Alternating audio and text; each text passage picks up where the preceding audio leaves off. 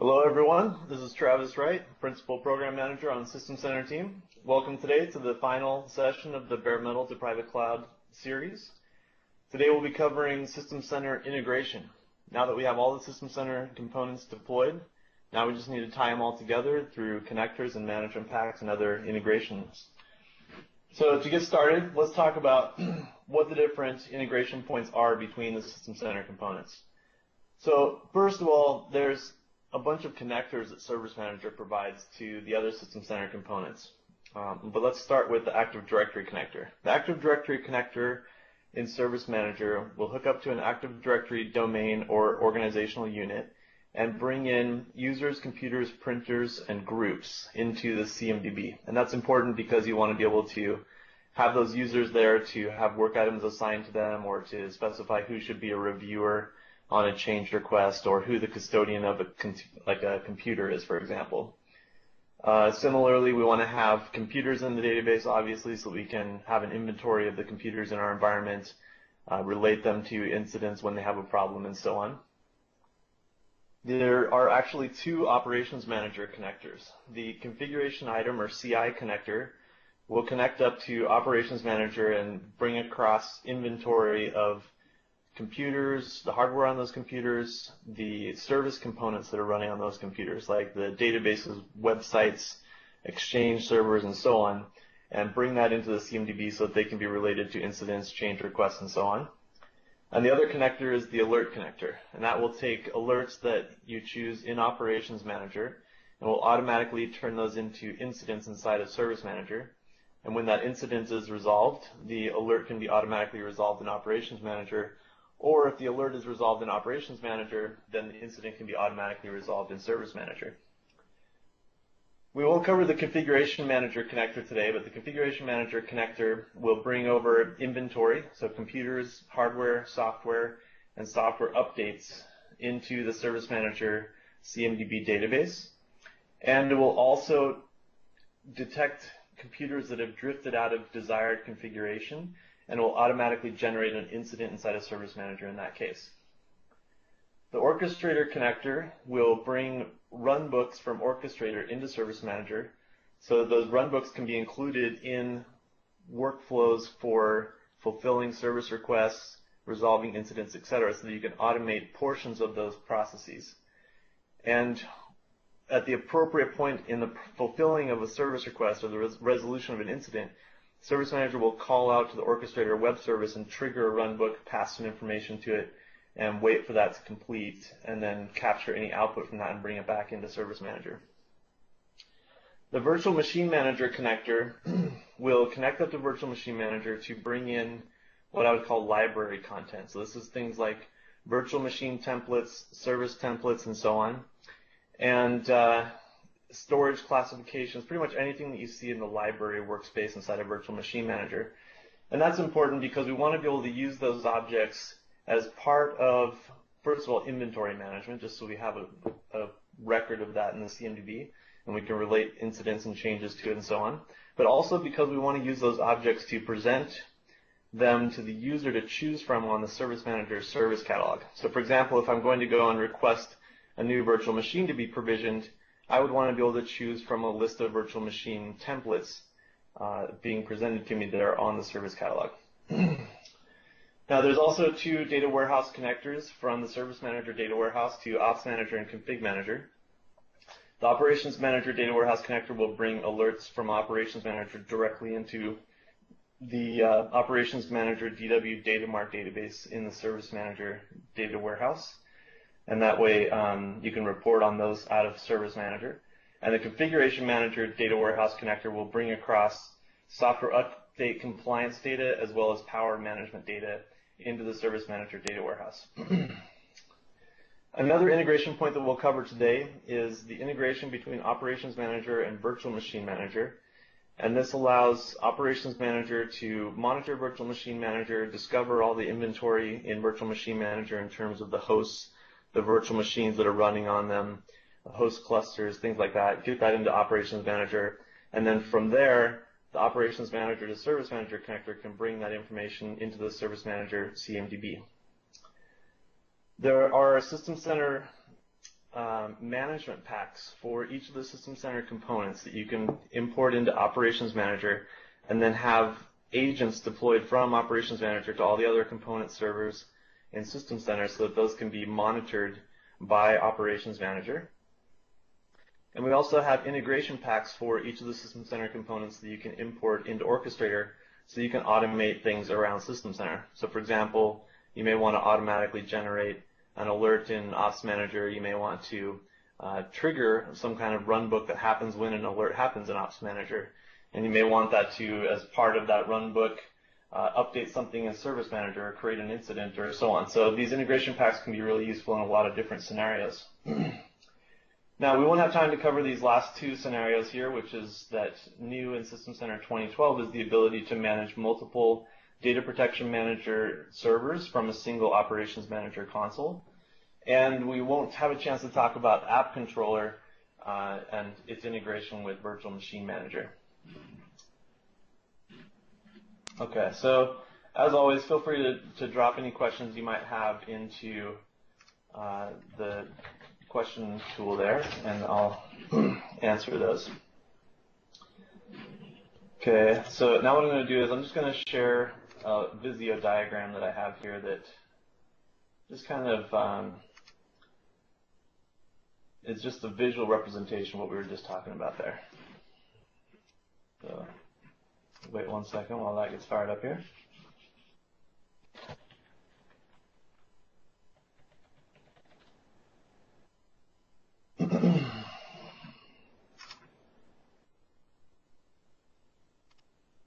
All right, so hopefully everybody can see this now. It's a little hard to see, but I'll make this available afterwards as well. But what we've got here is, I'll kind of zoom in on these. You can see here. What we've got is kind of a box for each component. Like this is the DPM box right here. And we can deploy an Operations Manager agent onto the DPM server, as well as have the DPM integration pack for Orchestrator work with DPM. Over here on the Config Manager side, we can put an Operations Manager agent there. We can have the integration pack do some interesting things there.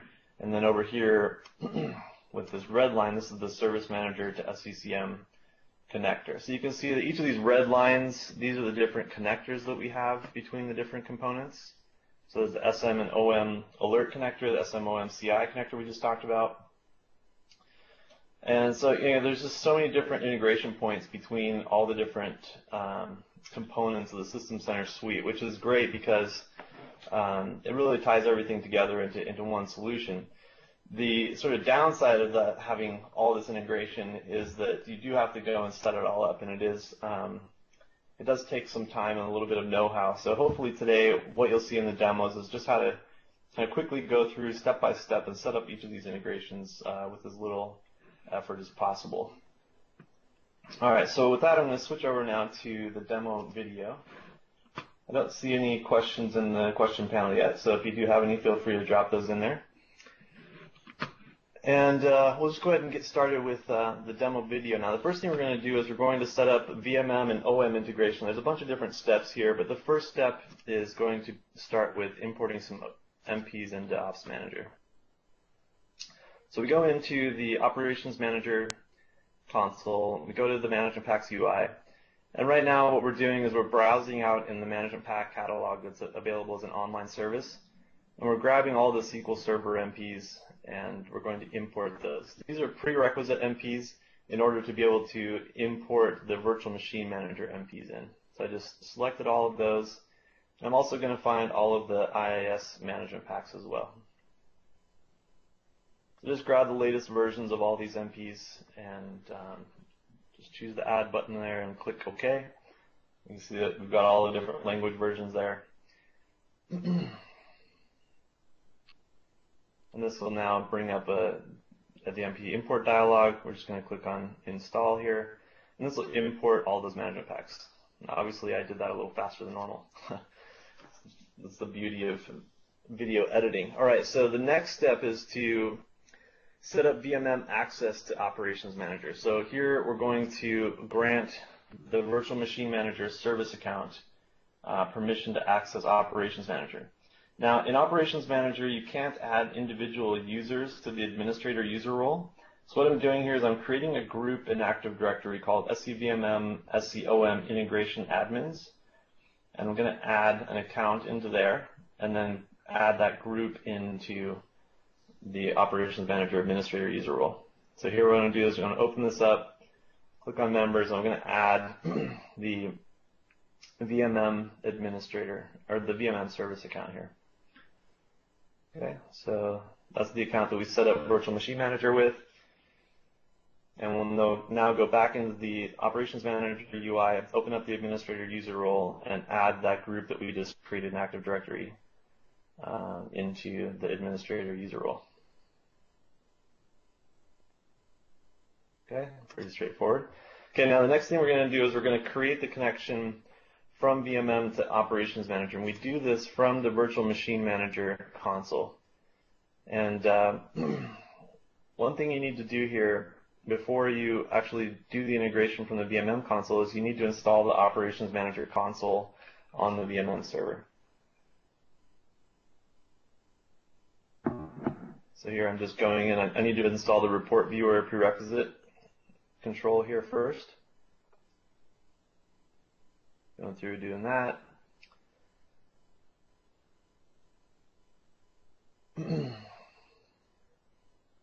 Okay, and then we'll install the Operations Manager console.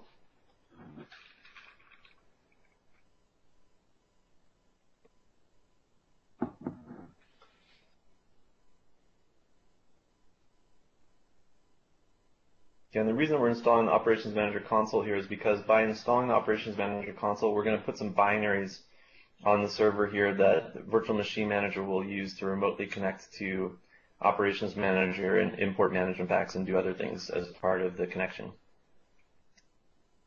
So installing Operations Manager console is really straightforward. You just provide an installation directory, and yeah, that's pretty much it. Okay, and we don't need to actually run the Operations Manager console here, so we're just going to close that out. Now we're going into the Virtual Machine Manager console. We go to the Settings workspace, go to System Center Settings, and click on Properties there. And here we provide the name of the Operations Manager server. And you'll notice that I'm using the Operations Manager cluster server name, omms.contoso.com, and not omms1 or omms2. That way, even if one of the Operations Manager management servers is unavailable for some reason, we'll still have connectivity. Okay, and then here we're going to provide the account that we'll use to connect in. Now this account is the one that Operations Manager is going to use to talk back to Virtual Machine Manager. So this is the Operations Manager action account. That's what we want to specify there. And once we're done, this will start a new job in Virtual Machine Manager. And this job will import management packs into Operations Manager and do some other things so that Operations Manager and Virtual Machine Manager can talk back and forth to each other. Now the next thing we're going to do is we're going to deploy some Operations Manager agents from Operations Manager out to the different Virtual Machine Manager servers. So we go to the Operations Manager console, let's fire up the Discovery Wizard, and here we could filter this down to just servers since we're only going to be installing agents on servers here. And then we can specify the names of the servers we want to deploy agents on. So in this case, we'll do VMM A and VMM B. Those are the two nodes of our Virtual Machine Manager server cluster. Okay, and here we'll specify to just use the management server action account, run discovery. It'll find those two servers, check those off, and we want this to be agent managed. You'll notice down there at the bottom it said agent managed. We can leave the installation directory and the agent action account as the default. Now the other thing we have to do here is we need to go to each of those servers and we need to open up the properties, go to the security tab, and enable agent proxying. And this allows the Operations Manager agent on that box to send data about other computers that it might be managing or know about remotely. So in this case, the way it's going to work is that the agent running on the VMM server is going to interrogate VMM and find out a bunch of information about other servers that are part of VMM, like the file server cluster nodes and things like that. And it's going to want to insert data into Operations Manager about those computers. And that's only allowed when you check off this box to allow proxying. Otherwise, it's not allowed for security reasons. So we just do that on each of these cluster nodes. And I should have just done this at the beginning, but now I'm going to go back through the Discovery Wizard, and I'm also going to install an agent on the host nodes. So this will be VM host A and VM host B. Those are the two nodes of the Hyper-V cluster that we have. And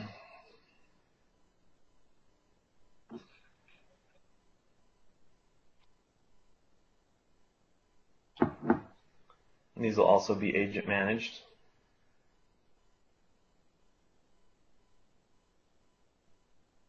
Okay, and then also should have done this originally, but I'm going to install agents on the file server cluster nodes as well.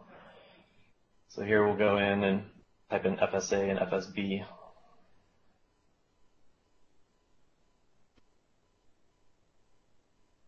Okay, feel free to jump in with any questions you might have in the Q&A panel. Otherwise, we'll just keep going here.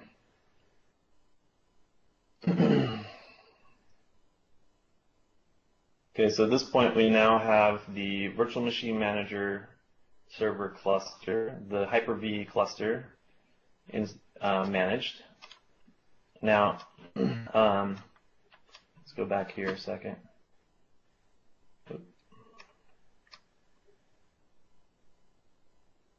Okay, and the file server cluster nodes managed.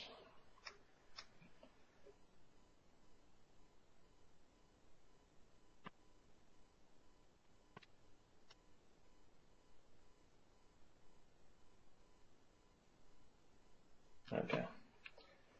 So now what I'm going to show you is some additional configuration we need to do here. So first of all, you can see that the integration between Virtual Machine Manager and Operations Manager has imported all of these management packs that you see here. So that came from Virtual Machine Manager.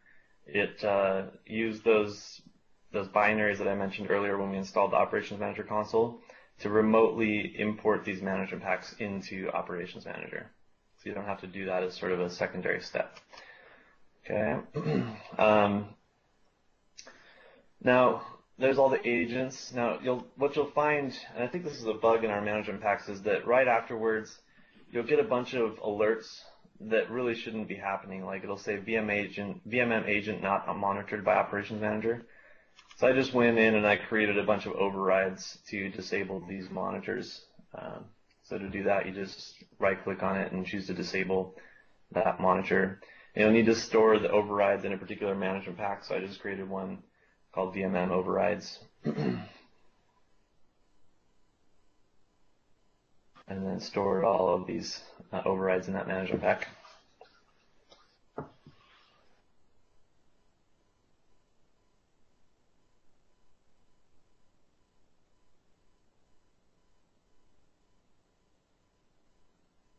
You don't necessarily have to do this, but there's no point in having these unnecessary alerts showing up in your console in Ops Manager.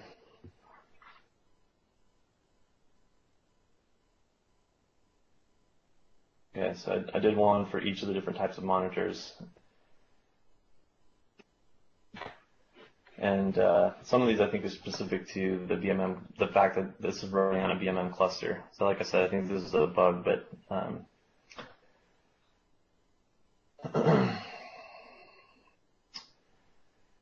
because what it's doing is it's saying like the FS cluster isn't being monitored by an agent. So, but there is no cluster, or there is no agent on the cluster itself. It's on each of the nodes. So. Anyway, okay, so now once we've done that, then in the monitoring workspace in the Operations Manager console, we can start to see some of the inventory coming in from Virtual Machine Manager. So you can see here is the cloud that I created called Production that's come in. And if we look at the host cluster health, we'll see that there's the VM host class that we created and is being managed by Virtual Machine Manager, and that's been brought into Operations Manager now. And here's the library servers. So you can see each of the nodes as well as the cluster. And there's the Virtual Machine Manager cluster as well. Okay, so the next step that we're going to do here is we're going to install the Orchestrator integration packs for all the System Center components as well as the Active Directory integration pack into Orchestrator. So to do that, we go to the Orchestrator server and we fire up the Orchestrator Deployment Manager console. So not the Runbook console, but there's a different console called Deployment Manager. Right-click on Integration Packs and choose Register Integration Packs. And then here we're going to browse to the integration pack files. These are available for you to download from Microsoft.com on the download site. So just search for those, you'll be able to find them. And here I'm going to import all of the System Center 2012 component MPs. And this is kind of annoying, but you have to do them one at a time in the UI here.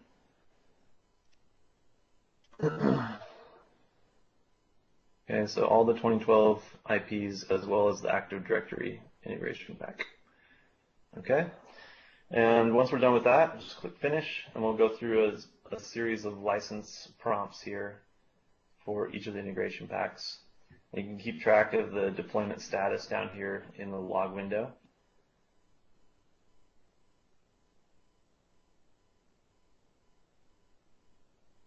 As you can kind of see as it goes along. I've cut out some time here just to save some time. So it's normally pretty fast, but I did cut out some time there. Okay, now once you're done importing all the integration packs, then you need to deploy them out. So to do that, right-click on integration packs and select all the integration packs you want to deploy. You could deploy them one at a time, or you can do them in bulk. So in this case, we'll do all of them to the servers. So just check off all these. And then we're going to specify which runbook servers we want to deploy it to. So in this case, we have two runbook servers, Orc1 and Orc2.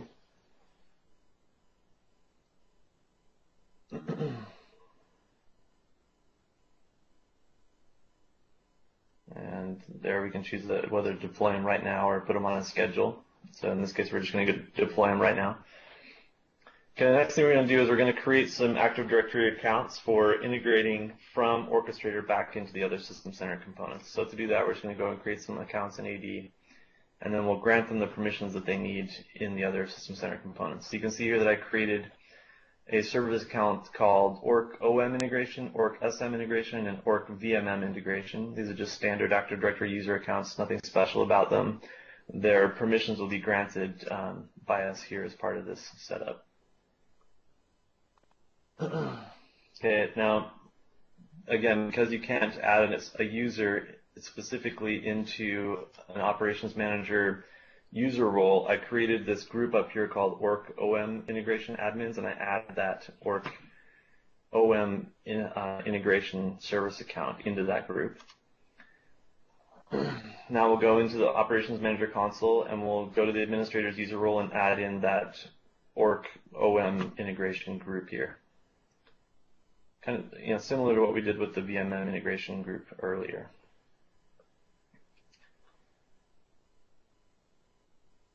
Okay, and now we'll go to the Service Manager console, we'll go to the Administrator's User Role and Service Manager, and we'll add in the integration account that we created for Service Manager, the OrcSM integration.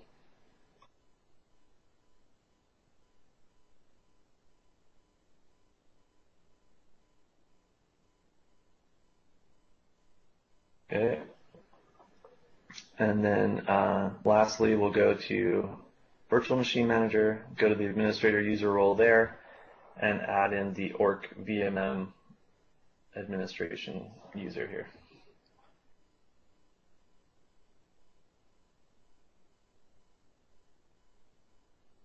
Okay, now what we're going to do is we're going to set up some connections in Orchestrator that will then use those accounts to talk back into Orchestrator Service Manager, into Service Manager, Operations Manager, and Virtual Machine Manager. So we're going to create a connection for each of those different components inside of Orchestrator now using those credentials. One thing we need to do here is to set the execution policy on the Orchestrator runbook servers to allow remote signed scripts. Okay, and the reason for that is because the Virtual Machine Manager integration pack activities use PowerShell to remotely connect to Virtual Machine Manager, And you need to have this execution policy set to remote signed to allow that integration pack to work and be able to connect to Virtual Machine Manager. So that's something you'll need to do on each Orchestrator runbook server. Okay, now we're going to go up into the Orchestrator runbook console, and you need to do this just once. You don't have to do it on each management server. And you go in here and create a connection. So in this case, we're going to connect to a server called VMM cluster. So we want to use the cluster name here, not one of the individual nodes. That way it will always work even if one of the nodes is down. And here we're going to specify the integration account that we just created. So the SVC orc VMM integration service account.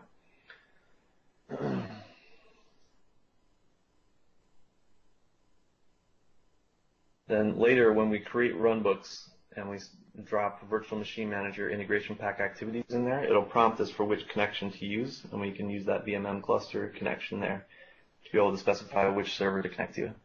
Now we're doing essentially the same thing for Operations Manager. We're providing the name of the Operations Manager management server cluster name, not an individual node as before, and we're specifying the integration account that we created. So this is the orc OM service account. One other thing to note here is that you do need to install the Virtual Machine Manager and the Operations Manager consoles on the Orchestrator runbook servers, as well as on those servers in order to be able to use the integration packs for those components. So don't forget to do that. If you do, you'll get an error message when you do that connection test there. Now we're doing essentially the same thing for Service Manager. We're just specifying the Service Manager cluster name up here and the Service Manager integration account. You do not need to install the Service Manager console like you do for Virtual Machine Manager and Operations Manager. That's because the integration pack for Service Manager ships the SDK binaries with it, so that just comes right along with it. You don't have to separately install it. Okay, now what we're going to do is we're going to start to create the connectors inside of Service Manager to Active Directory and the other System Center components. So to do that, we'll start in the Service Manager console. We go to the Administration Workspace and go to the Connectors view. Click on Create Connector and choose Active Directory.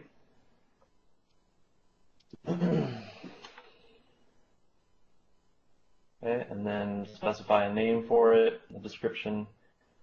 And here you can choose to connect to a particular domain or to either the local domain here, or you can choose some other domain or organizational unit. And then with each of these connectors, you need to choose a run as account that you're going to run it as. In the case of the Active Directory connector, it can run as any Active Directory user. It doesn't require any special permissions. We'll just go ahead and run that as the operational database account, run as account, which is kind of the system account for Service Manager. When we click next here, it's going to prompt us for the credentials for that account so that it can verify that it has connectivity to Active Directory. And here we have a choice of syncing in all computers, printers, users, and groups from that domain or OU. Or if we want to, we can select specific computers, printers, users, or groups. Or new in System Center 2012 is this option to provide an LDAP query. And then down here, there's a couple of other options. We can now choose to automatically add users of groups that are imported by the connector. So if I were to, for example, only want to import users of a particular group, I could, up here, choose that particular group, check this box, and then that group, as well as all the users that are contained in that group, will be synced into Service Manager. So that's kind of a handy feature, especially for a really large organization like Microsoft, where we have huge domains like the Redmond domain that has like 150,000 users in it or something like that. For a departmental deployment of Service Manager, they may want to only include the people in their department, and they may already have a security group in Active Directory that represents that group of people. So they can just sync in that group and all of its members instead of having to try to bring everybody from the Redmond domain in.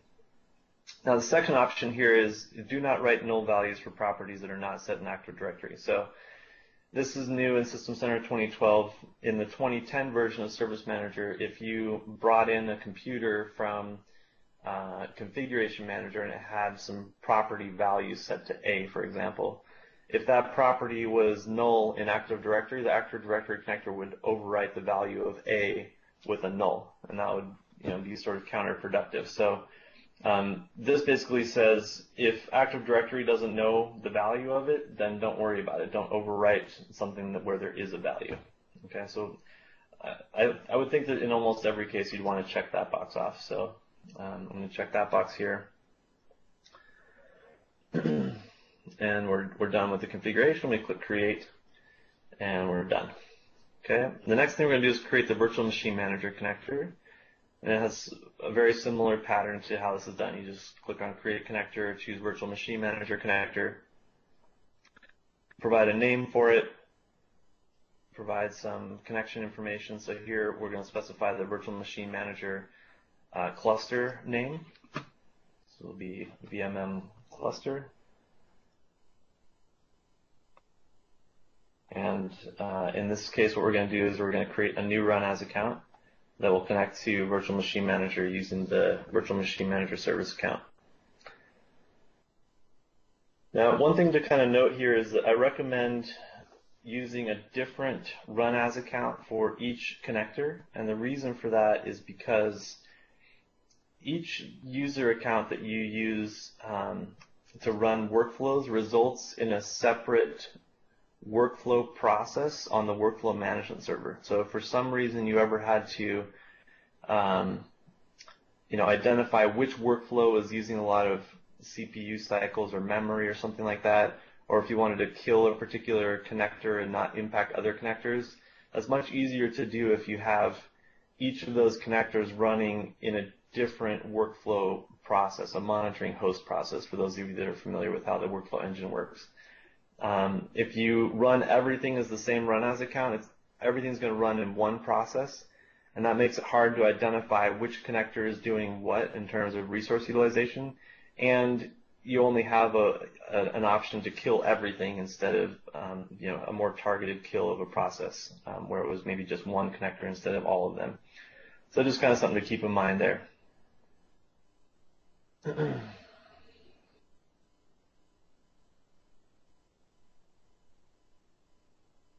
Okay, so we'll test that out. Looks like it's good. And click Create here. All right. So that's done now. And now what we're going to do is we're going to import some management packs into Service Manager. I'll show you two methods of doing this, the hard way and the easy way. So the hard way is that we ship some management packs out of the box and they're installed on the Service Manager management server in the Program Files, Microsoft System Center 2012 Service Manager, Operations Manager management packs folder here. And these are some of the most common management packs that you'd want to have imported into Service Manager so that you can sync across the same set of data from Operations Manager. And in System Center 2012, we created another folder that's a peer of that one called Operations Manager 2012 Management Packs. And this includes updated versions of these management packs over here. So, just as kind of a baseline, even if you're not doing a private cloud, what you should do is import these MPs. And if you're working with Operations Manager 2012, you should also import these MPs. Let's go ahead and show you kind of the easiest way to do the hard way. So we're going to fire up a PowerShell command window using the administrator account. We're going to change directory into this Operations Manager Management Packs directory here. And we're going to set the execution policy to unrestricted, which will allow this PowerShell script here called install ommps to run.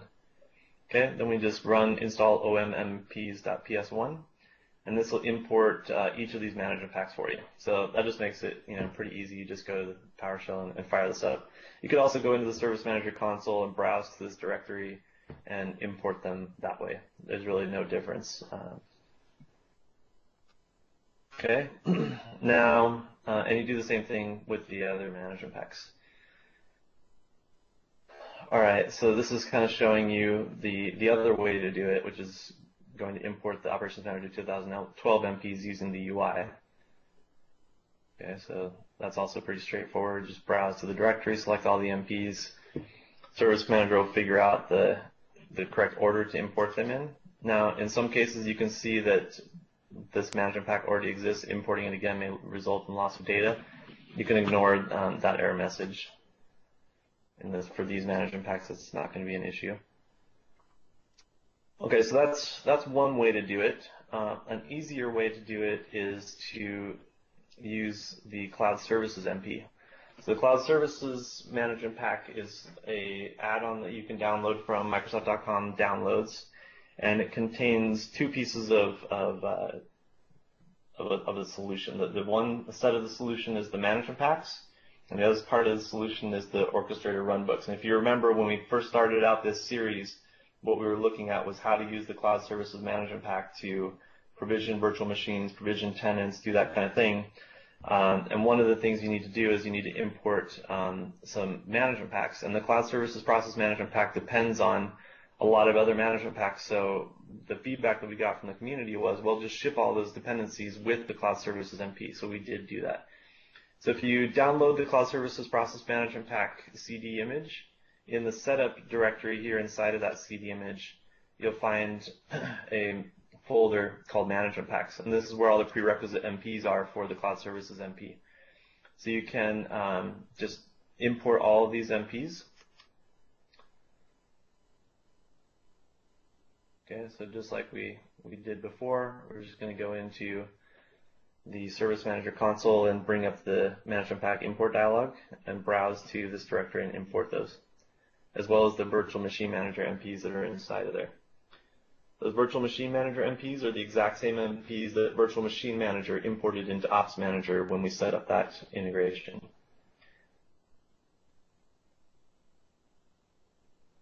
Okay, so I'm just going to select all those MPs.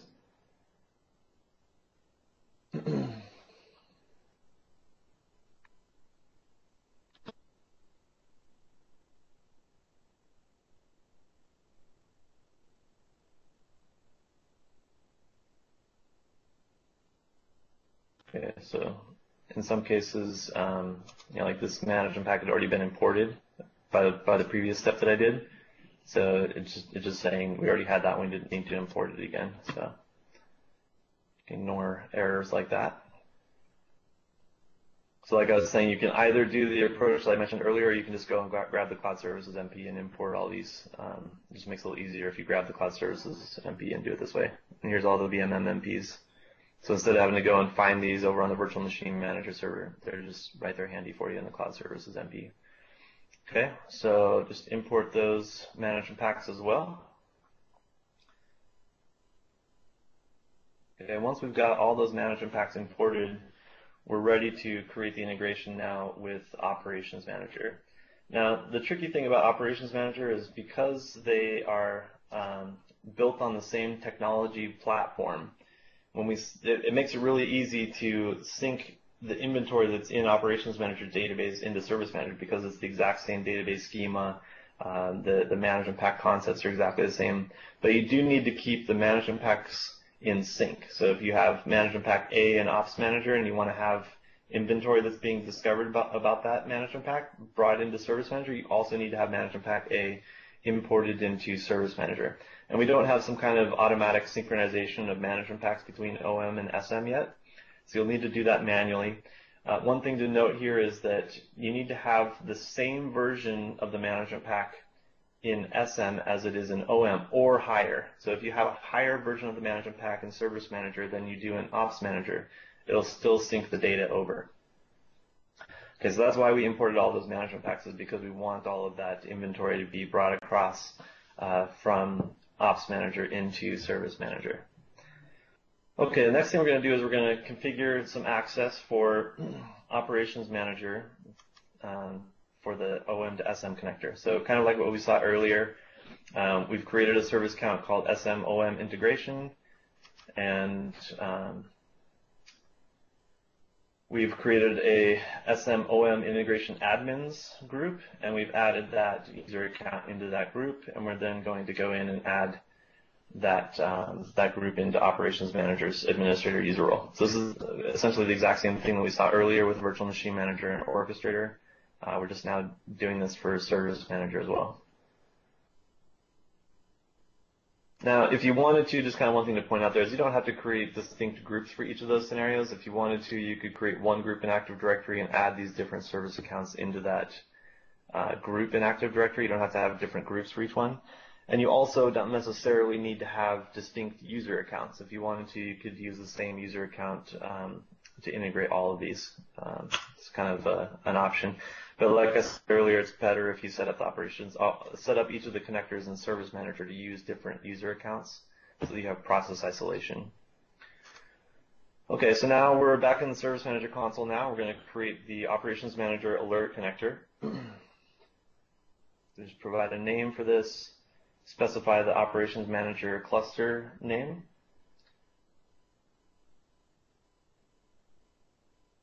And here we'll create a new run as account for the new integration account that we created in Active Directory.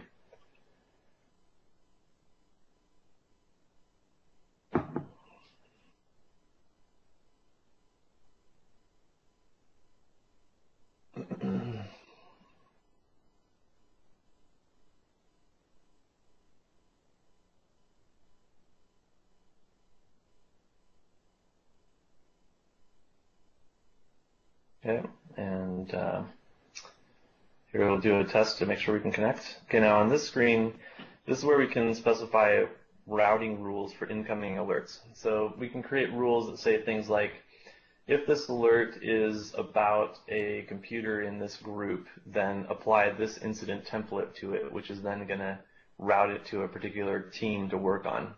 Or I can say if this alert is high priority, then apply this high priority incident template to it, and so on. So I can sort of configure these different routing rules. That's something that's different for each customer in terms of what they want their process to be. So I just left this blank here, and all incoming alerts will have this default Operations Manager incident template applied to them.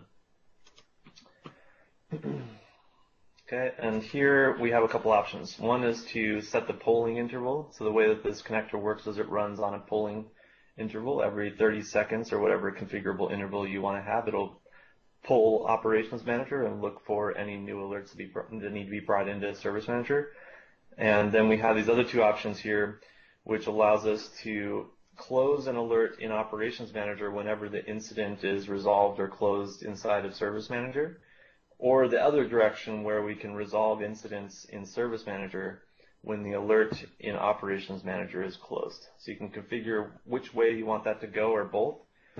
And every time this connector runs on this polling interval, it'll sync up the alert and incident statuses according to that configuration. Okay, and then we click Create, and we've now got our Operations Manager Alert connector created on the Service Manager side. But there's some additional configuration that needs to be done on the Operations Manager side. The Operations Manager Alert Connector uses the subscription infrastructure inside of Operations Manager to subscribe for alerts. So in order to complete the configuration of the Alert Connector, we need to go to the Operations Manager console, go to the Internal Connectors view, and it may take a few minutes for this to show up, so just kind of keep refreshing this view. The first time the Alert Connector runs on the Service Manager side, it'll create this internal connector over on the Operations Manager side, and then you just want to open up the properties of that, and we're going to create a alert subscription. And you can choose what you want to subscribe for here in terms of what you want to send over to Service Manager. You have some options. So you could, for example, only choose to send alerts about objects that are in particular groups, as we see on this screen here. In this case, I'm just going to send all alerts to Service Manager, so I'm just checking off that top box there. And also choose classes or targets of objects that you want to send alerts over for. So if I only wanted to send over Exchange server alerts or SQL server alerts or kind of whatever it is I want to send over, I can choose which classes of objects I want to send alerts over for.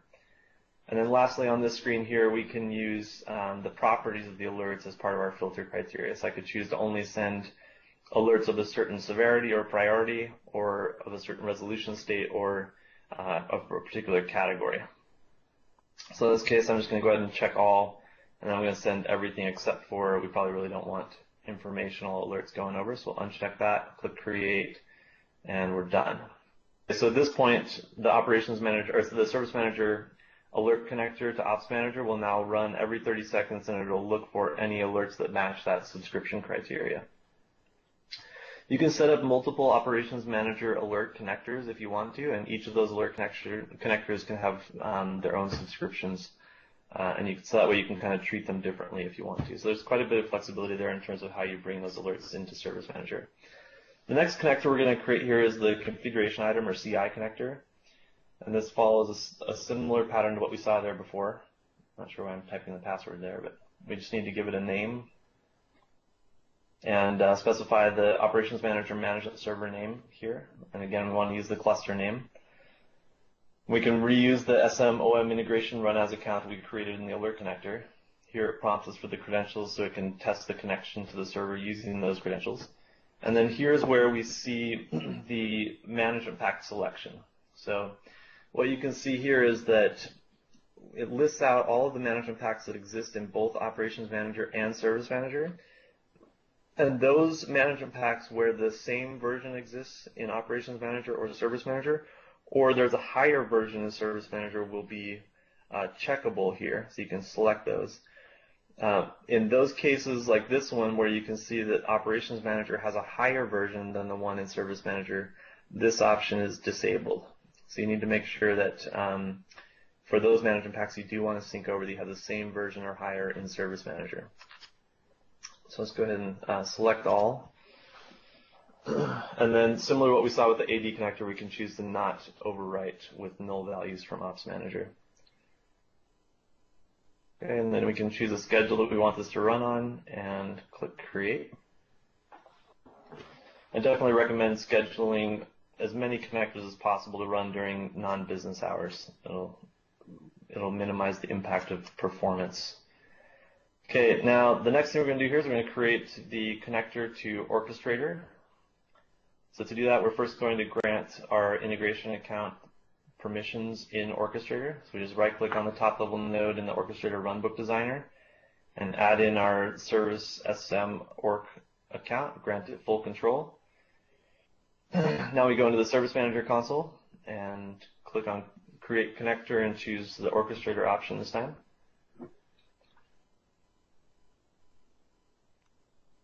Click Next, give it a name. And here we're going to type in the Orchestrator web service URL. So this is the web service that Service Manager is going to talk to in order to get the runbooks out of Orchestrator and bring them into Service Manager, as well as that same web service is the one that we're going to call from Service Manager to trigger runbooks in Orchestrator. So here, use either HTTP or HTTPS. Use the cluster name, again, just to make sure that it's always connectable even if one of the nodes is down. And the URL is the server name, whatever port you selected, 81 is the default, /orchestrator 2012 /orchestrator.svc. And here I'm going to create a new run as account for our SM Orchestrator integration user account that we have in Active Directory.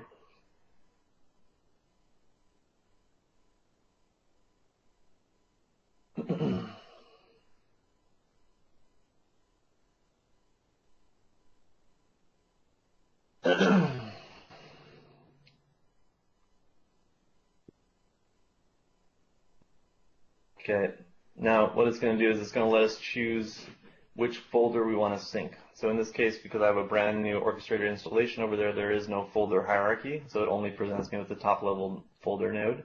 But if you had a folder hierarchy in Orchestrator that organized your runbooks, you could choose a particular folder that you wanted to sync over, and the Service Manager Orchestrator connector will sync over all runbooks in that folder as well as any folder under that folder.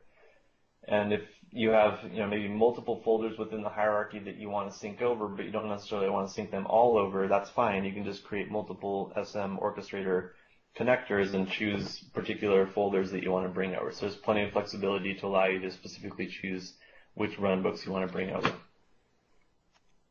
Okay, and the next screen here, it'll prompt us for the Orchestrator web console URL. And the reason for this is because when you're using Service Manager, And let's say you've got a service request created, and then inside of that there's a runbook activity which is used to automate a portion of fulfilling that service request. Once that runbook has been kicked off inside of Orchestrator, from that runbook activity form inside of Service Manager, you can click on a link that will take you to the Orchestrator web console in context to the execution of that particular runbook by passing that runbook job ID on the query string. So the reason that you configure this here is that you can have that kind of quick pivot from Service Manager into the Orchestrator console to see how that runbook is doing. So the URL that we'll provide here is the NLB cluster name, orc.toso.com:82. That's the default port for the Orchestrator web console. And we're done. Okay, so that's it. We've completely integrated all of the System Center components that we planned to do anyway today. I mean, we didn't cover some of the other things like the OM and CM data warehouse connectors. We didn't cover how to set up multiple DPM servers to be managed from a single Ops Manager console. We didn't show app controller and VMM integration, but these are kind of the main integration points between the System Center components involved in providing a private cloud infrastructure. So hopefully that gives you a good idea of how to do it. It's, as you see, kind of a non-trivial task, and really trying to set up all these different integrations between the System Center components is a little tough right now because the documentation for how to do this is spread out in multiple, component libraries. So, how to hook up SM to OM is in the SM documentation, and how to hook up OM and VMM is in the VMM documentation, and so on. So hopefully having all of this kind of here in one easy to consume presentation and demo video makes it a lot easier for you to do this. All right, so let's take a look at now, let's just go back to our slide deck here for a moment. Feel free to drop any questions that you have into the Q&A panel there. But the next thing we're going to do is we're going to talk about, kind of what did we just do all up through this whole series of deploying from bare metal to having a private cloud managed by System Center. What exactly was it that we did? So I'll switch back now to sharing my desktop, and I've got a Visio diagram that shows us kind of the topology of what it is exactly that we've deployed. Okay, so when we started out with this bare metal to private cloud process, we started out with these 8 physical servers, and in our particular case, each of these physical servers had 96 gigs of RAM and 24 cores on them, and they were all connected by this Ethernet network here. Okay, now you don't necessarily need to have, a huge 96 gig file server cluster, for example, but it would just have worked out that this was the hardware that they had available to me. But for things like SQL and the VM hosts, the more RAM that you have, the better, and so on. But you definitely want to have, especially for your virtual machine hosts, you want to have lots of CPUs, lots of RAM, and then you want to have a SAN available that you can connect up to where you can store the virtual hard disks for the VMs, so that you can do live migrations and things like that on the SAN. And in this case, we also hooked up FSA and FSB to the SAN, and we created some file shares there on the SAN.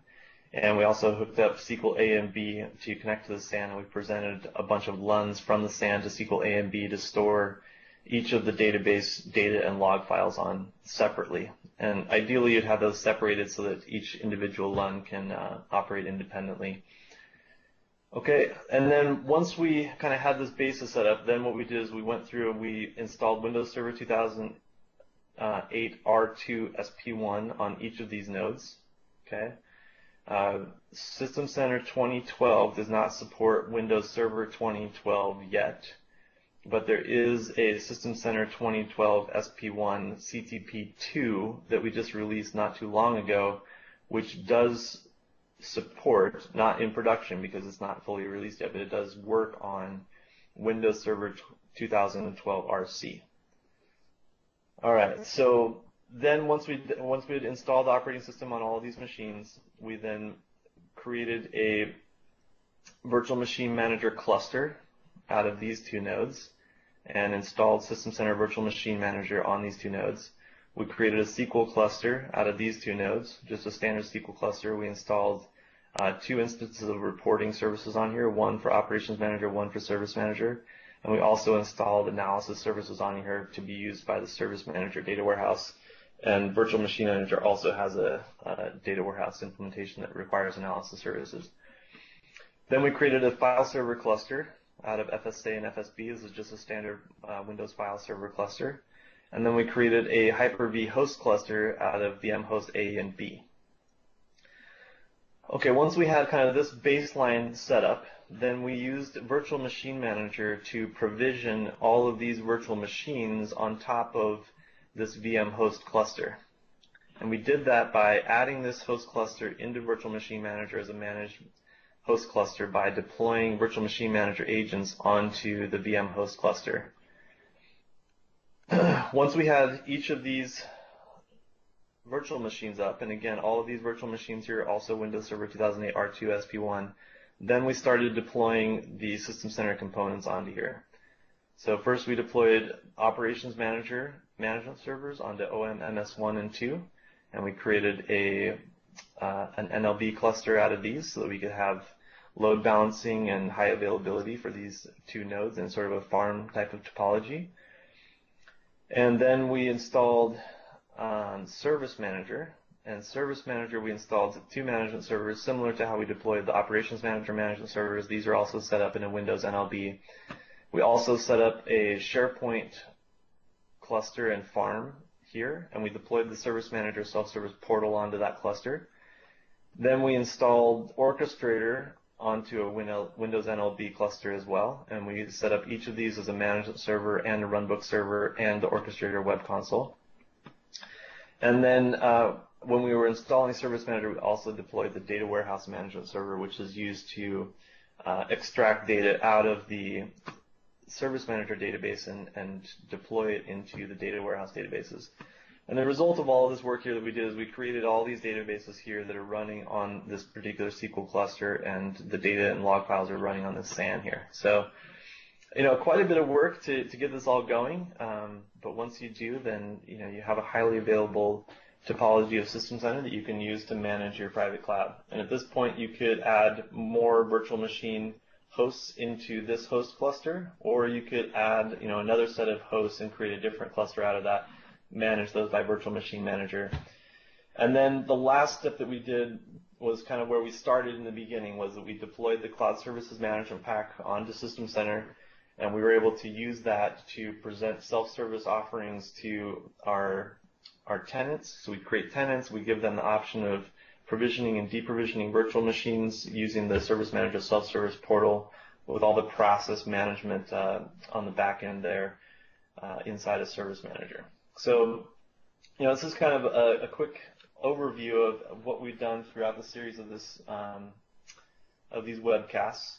And all these webcasts are available for you to view again or to download from the website. So you just search for Bare Metal to Private Cloud in Bing. It'll take you to the Service Manager blog where it lists all these out, and you can just click on the links to go and download these things. Okay, so I still don't see any questions in the queue. Feel free to drop those in if you have any. And I'll switch over now again to the PowerPoint here and see if there's any questions anybody has.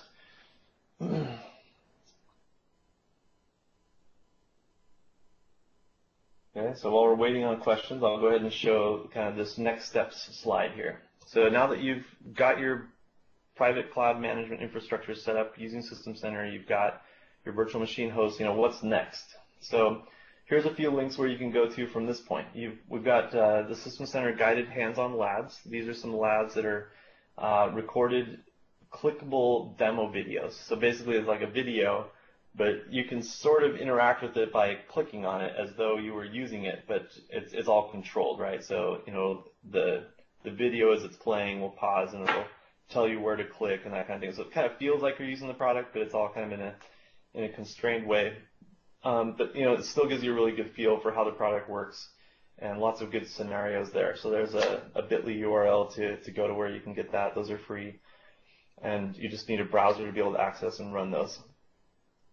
the technical sales, well, sorry, not technical sales, the marketing guys put together a series called Private Cloud Jumpstart, which is, I think it's about 9 or 10 sessions long, that goes through all the different System Center components and the different scenarios that you can do across those System Center components, in particular the area of private cloud. So I definitely recommend watching those sessions as well. The Microsoft Management Summit happened in April of this year, and all of the sessions from the whole summit were recorded and are available now for you to watch online. So you can go to that URL, and there's so many great topics there. There must be like 150 sessions or something, so lots of really good options there. And then, you know, now that you've got your private cloud set up, it's time to start to engage with the community. You know, so you want to be able to kind of know, you know, where's the TechNet forums, where's the blogs, where's the, you know, who are the MVPs for System Center, where are their blogs, where's the TechNet gallery with lots of different downloadable solutions that I can get, where's the CodePlex solutions for System Center, and so on. So if you go to that Participate in the System Center community link there, that's a TechNet wiki page that lists out all of the different great places where you can connect with the community. Also, System Center user groups are listed there as well, so you can meet up with some people locally or virtually over the network. Okay, and then there's a list of all of the System Center component blogs. Definitely a great source of information there. You can follow kind of different announcements that we make, as well as deep technical discussions and solutions that we provide on those blogs. All right, so we've got a few questions here in the queue, so let me just answer these. I missed part 7 and want to see it on demand, but it is not available. Can it become available? It should be available. Let me just try to pull that up here while I'm talking to you guys.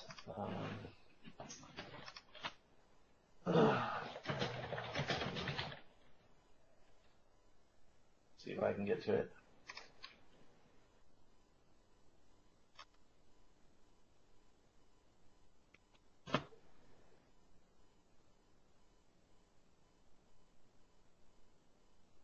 Oh, it's not. Interesting. Okay, I don't know why that is. I will follow up on that, and I will get the URL either corrected or whatever we need to do there to get that fixed. So apologies for that. Okay, and the next question is, I'm sure it's been asked before, but can I download replays of all 8 parts of the series? Yes, so we will make sure that all of the replays are available. And I'll probably just kind of repost everything up on the blog again, just so that people know that the series is complete now, and they can go and kind of download all of them at once and watch them kind of back to back. In some ways, it might be easier to consume it that way, to see everything back to back in a short period of time instead of spreading it out over 6 weeks. But okay, I'll just pause here for one more second to see if there's any other questions. If not, I really appreciate you joining me for this webcast series. It's been a long haul with this 8-part series. Lots of information. Hopefully it wasn't too overwhelming, but is useful to you as you deploy your private cloud. And there's my contact information. If you have any follow-up questions to the series, please feel free to hit me up on email or Twitter. Thank you very much.